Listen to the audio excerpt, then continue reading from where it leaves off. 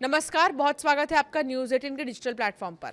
असम सरकार ने सरकारी कर्मचारियों और पेंशन भोगियों को बड़ी राहत देते हुए महंगाई भत्ता और महंगाई राहत डीए और डीआर में 2% बढ़ोतरी का ऐलान किया।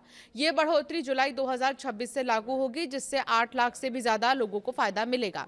असम सरकार ने डीए और डीआर में 2% बढ़ोतरी को मंजूरी दे दी है। जुलाई 2026 से यह दर 58% से बढ़कर 60% हो जाएगी। फैसले का लाभ 8 लाख से भी ज्यादा कर्मचारियों और पेंशन भोगियों को मिलेगा। सरकार का ये कहना है कि इससे महंगाई के असर को कम करने में मदद मिलेगी।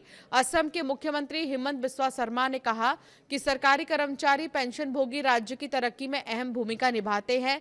उन्होंने बताया कि राज्य सरकार के कर्मचारियों और पेंशन भोगियोों के लिए महंगाई भत्ता और महंगाई राहत में 2% की बढ़ोतरी का फैसला जुलाई से लागू होगा, जिससे इनकी दर 58% से बढ़कर 60% हो जाएगी। इस फैसले से राज्य भर में 8 लाख से भी ज्यादा मौजूदा कर्मचारियों और पेंशन भोगियों को फायदा होने की उम्मीद है।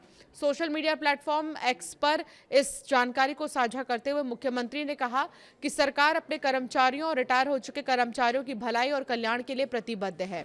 मुख्यमंत्री ने कहा कि हमारे कर्मचारी और पेंशन भोगी असम के विकास यात्रा में अहम भागीदार हैं।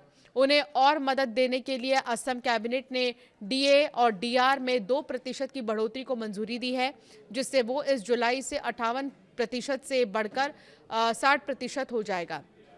मुख्यमंत्री के अनुसार बढ़ी हुई राशि जुलाई से मिलेगी, जिससे बढ़ती महंगाई के बीच कर्मचारियों और पेंशन भोगियों को अतिरिक्त आर्थिक मदद मिलेगी। अधिकारियों ने बताया कि डीए और डीआर में इस बढ़ोतरी का मकसद सरकारी कर्मचारियों और रिटायर हो चुके कर्मचारियों को महंगाई के असर से निपटने और उनके खरीदने की क्षमता बनाए रखने में मदद करना है। इस बदलाव से राज्य सरकार पर काफी ज्यादा वित्तीय बोझ पड़ने की संभावना है, लेकिन इससे लाखों लाभार्थियों को राहत जरूर मिलेगी। सरकारी कर्मचारियों को महंगाई भत्ता दिया जाता है, जबकि पेंशन भोगियों को बढ़ती कीमतों और महंगाई की भरपाई के तौर पर महंगाई राहत दी जाती है। सरकारें मौजूदा आर्थिक हालात के आधार पर समय समय पर इनकी दरों में बदलाव करती रहती है।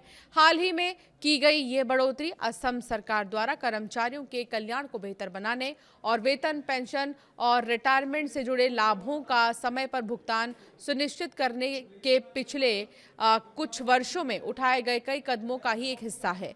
मुख्यमंत्री ने एक बार फिर से कहा कि सरकारी कर्मचारी और पेंशन भोगी राज्य के विकास और प्रशासन में अहम भूमिका निभाते हैं। उन्होंने कहा कि सरकार उनके कल्याण और आर्थिक सुरक्षा को बेहतर बनाने के लिए भी कदम उठाते रहेगी।